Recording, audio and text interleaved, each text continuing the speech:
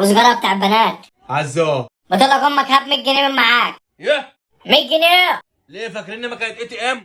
ايه ما كانت بنت هن دي؟ لا فاكرك ما كانت سبونج بوب. نيا. يلا دي مش هتقول امك معاش فلوس يا خلاص يا. امشي عرفسك برجلي. ترفسني ليه؟ فاكر نفسك حمار؟ غو كغورة لما تاخدك. اداك يا. ما ادانيش يا امي. ما اداكش ليه؟ قول له انتوا فاكريني ما كانت بنت هن؟ ايه ما كانت بنتين ده؟ ده كرتون يا امي بيتحول لوحوش. ده عجل يا. انت هتعجل يا. نعم يا اما. تعالى علينا يا. على كلام امك يا.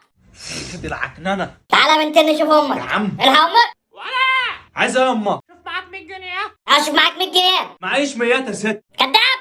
عايزه 100 جنيه ليه؟ عشان الواد ده يروح بيع الدرس عشان عنده درس الدرس ب 100 جنيه. بيتعلم اهو بيحب التعليم اهو، ده بياخدها يقعد يروح يصرفها في السايبر. بيصرفها فين؟ كداب والله يا امي. انا برضو اللي كداب. تتكلم بجد يا؟ اه والله. شفتني. قاعد شفته؟ شفت اكتر من مره. شفتني يا عم انت معصب لابس نضاره. يا ابن الجزمه انت.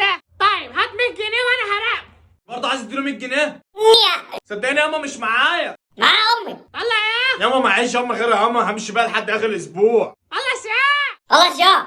يا اما معيش غيرها والله. ملناش فيه. طب وانا امشي بايه؟ خلص بقى. حاضر يا اما خدي. قشطه.